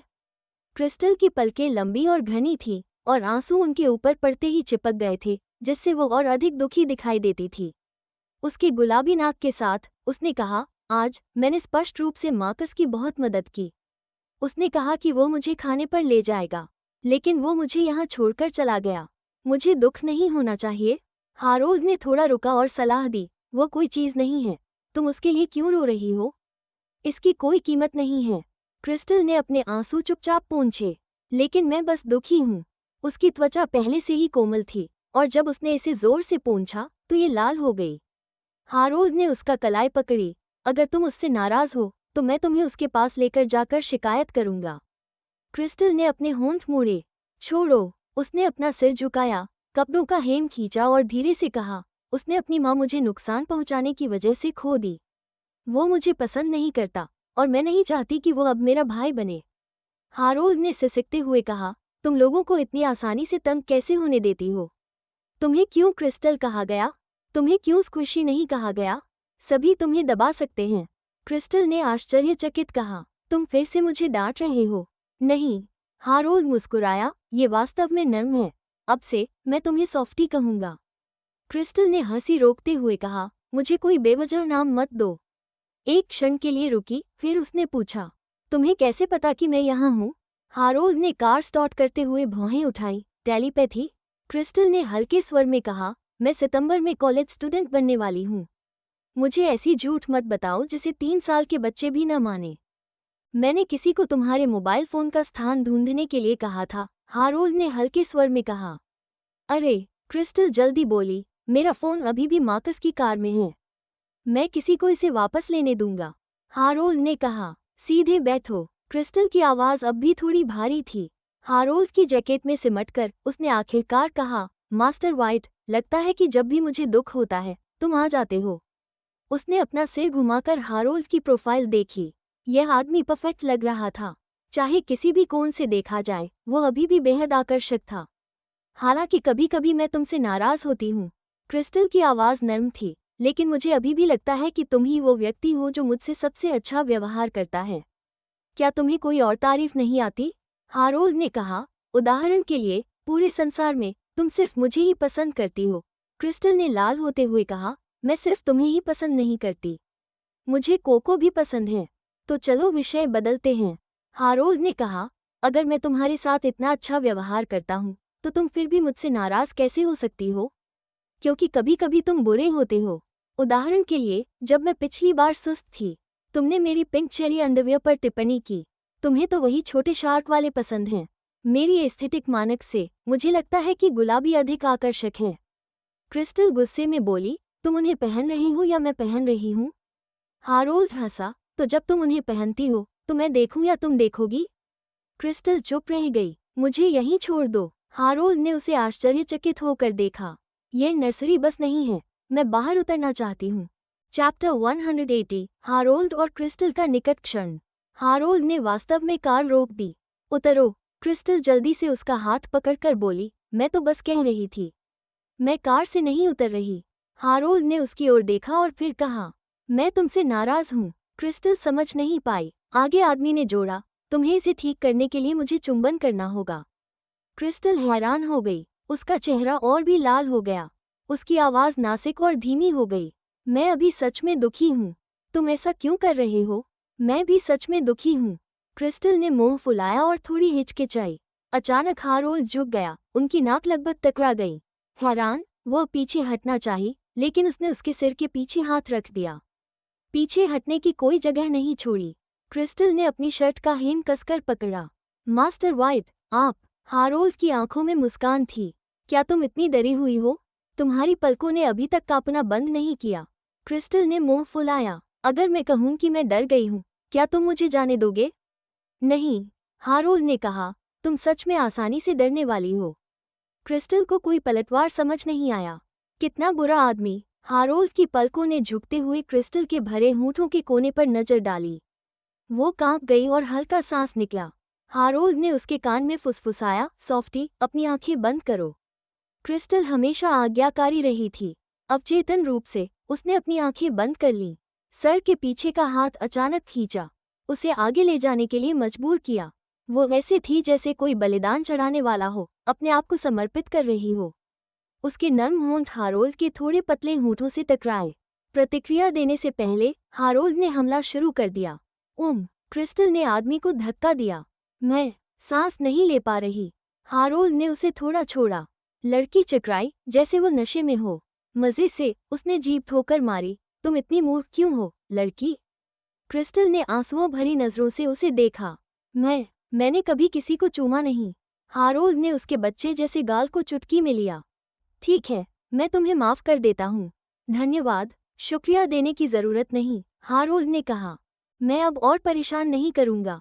क्रिस्टल को कुछ अजीब लगा, लेकिन वो फिलहाल समझ नहीं पाई कि क्या अजीब है। जब वे फ्लावरलैंड लौटे तब तक बहुत देर हो चुकी थी। क्रिस्टल नींद में थी और हारोल्ड को उसे वापस ले जाना पड़ा। डाना अभी भी जाग रही थी। क्रिस्टल को देखकर उसने जल्दी से कहा, मास्टर वाइट, मैं आपकी मदद करूं? जरूरत नहीं, हारोल्ड ने हल्के स्वर में कहा। तुम्हें सोना चाहिए। डाना ने जोर नहीं दिया। क्रिस्टल ने धीरे धीरे अपनी आंखें खोलीं। परिचित वातावरण देखकर उसने स्वाभाविक रूप से हारोल्ड की बाहों में सिर टिकाया और धीरे से पूछा, क्या हम घर पहुंच गए? हाँ, हारोल्ड ने उसे ऊपर ले जाकर कहा, अगर नींद आ रही है तो सो जाओ। क्रिस्टल ने जम्हाई ली। नहीं, मैंने अभी स्नान नहीं किया। मुझे पहले स्नान करना है। वो चाहती थी कि स्नान करे, लेकिन उसकी पलकों भारी थीं और वो आधी नींद में थी। हारोल्ड ने उसे कमरे में ले जाकर बाथरूम की लाइट जलाई और दरवाजे पर उतारा। जाकर स्नान करो, क्रिस्टल ने ओह कहा। उसने नींद में आंखें अर्ध खोलकर कमरे में चली गई और कपड़े उतारने ही वाली थी कि उसने कुछ गलत महसूस किया। मुड़कर कहा, कृपया दरवाज़ा बंद कर दो। हारोल्ड ने ठस किया। तुम पहले से ही सो रही हो ना? भले ही मैं सो रही होती, फिर भी मैं याद रखती कि तुम बड़े पवर्त हो। ये कहानी यहीं खत्म नहीं होती, आगे और भी अनजाने राज खुलेंगे। उन्हें मिस ना करने के लिए अभी सब्सक्राइब करें एकोज ऑफ शोभना को।